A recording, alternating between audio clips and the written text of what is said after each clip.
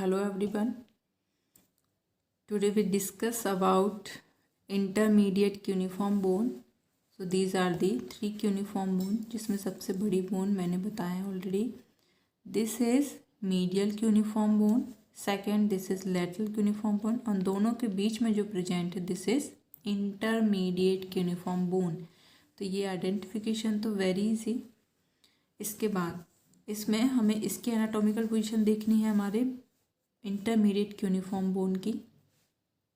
इसमें सबसे पहले हमें ये देखना है कि इसके कितने सरफेस होते हैं। Anterior, posterior, medial, lateral, planter नीचे की तरफ, इंफीरियर एंड डॉर्सल ऊपर की तरफ। इस तरीके से हमें इसमें देखना है। तो यहाँ पे जो हमारे ये हमने जो इसके पहले का लेक्चर जो था वो हमारा मीडियल क्यूनिफॉर्म बोन पे था, जो कि हमने इस तरीके से देखा था कि this is the left medial cuneiform bone. तो इसी के पास प्रेजेंट होगी हमारी लेफ्ट इंटरमीडिएट क्यूनिफॉर्म बोन। तो इसमें हम जनरली इस तरीके से डिसाइड करते हैं कि यहाँ के,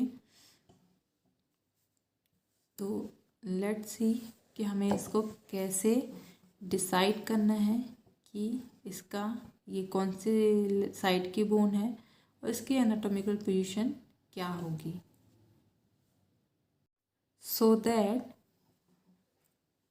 हमें इस इंटरमीडिएट क्यूनिफॉर्म बोन की एनाटॉमिकल पोजीशन देखनी है। तो सबसे पहले हम इसमें डिसाइड करेंगे इसका डॉर्सल सरफेस और प्लांटर सरफेस। तो इसका जो इंटरमीडिएट क्यूनिफॉर्म बोन का जो डॉर्सल सरफेस होगा वो वेज का बेस होगा। इसमें आप देखोगे तो ये पूरा आपको एक वेज लाइक आपको बोन दिख रही है, इसका बेस ये है। तो यहाँ पे आप देखोगे this is the base of the intermediate cuneiform bone. इसके जस्ट अपोजिट साइड आप देखोगे तो आपको वेज का एज दिखेगा, मीन्स अपेक्स पार्ट दिखेगा, जो मैंने आपको यहाँ समझाया था। इस तरीके से आप इसे रखोगे। This is the base, this is the apex. तो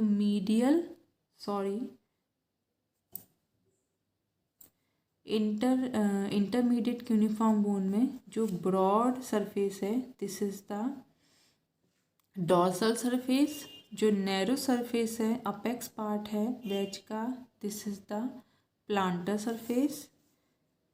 इसके बाद यहाँ पे दिस फेसेट एंटीरियर साइड होगा, ये ट्रायंगुलर फेसेट पोस्टीरियर साइड होगा। इसके मीडियल और लेटरल सरफेस कैसे डिसाइड करना है, तो इसके मीडियल सरफेस पे आप देखोगे तो एल शेप का आपको एक फेसेट दिखाई देगा। एल इन्वर्टेड एल शेप का उल्टा एल आपको दिखाई देगा लाइक दिस। ये जो मैं आपको सरफेस मार्किंग करके दिखा रही हूँ, ये जो है ये इसका मीडियल सरफेस पे प्रेजेंट होगा एल शेप का, और इसके लेटरल सरफेस पे वर्टिकल फेसेट प्रेजेंट होंगे दो। इस तरीके से दो वर्टिकल फेसेट प्रेजेंट होंगे। तो ये इसका लेटरल सरफेस हो जाएगा। तो इसे हमें कैसे एनाटॉमिकल पोजीशन में रखना है, तो इसका ब्रॉड जो सरफेस है ये डॉर्सल होगा, जो मैंने अभी बताया। नीचे की तरफ अपेक्स पार्ट नीचे की तरफ आएगा।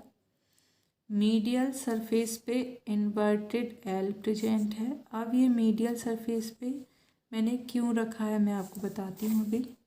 पहले हम मीडियल लेटरल डिसाइड कर लेते हैं। वर्टिकल जो हमने फेसेट देखे थे वो लेटरल ही देखे थे, तो मैंने इसे लेटरल सरफेस पे रखा हुआ है, ये मीडियल सरफेस पे रखा हुआ है।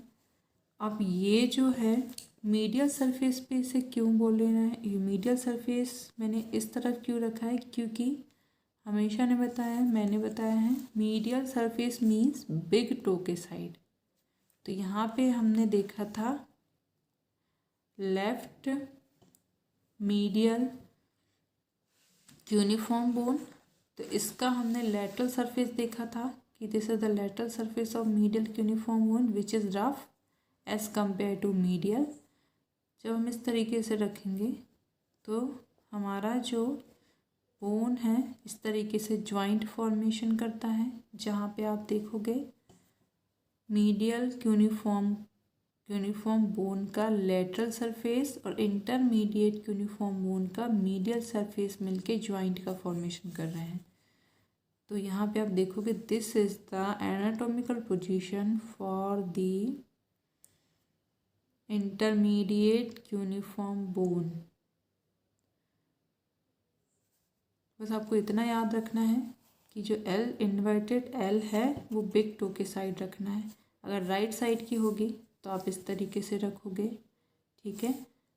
फिर यहाँ पे ये लेटरल साइड हो जाएगा, लेकिन ये जो है आपको ये क्लियर कट जो है ये आपका फ्रंट के साइड आना चाहिए, जो आपका क्लियर ट्रायंगुलर शेप का फेसिट है। और ये है आपका एक कॉन्केविटी है माइनर सी, तो यहाँ पे ये आपका पोस्टीरियरली आना चाहिए। तो this is the left like this is the left intermediate cuneiform bone. Hope so ये आपको क्लियर हुआ होगा इसके एनाटॉमिकल पोजीशन और इसका लेफ्ट एंड राइट आइडेंटिफिकेशन। अगली वीडियो में हम लेटरल क्यूनिफॉर्म बोन को डिस्कस करेंगे। Thank you.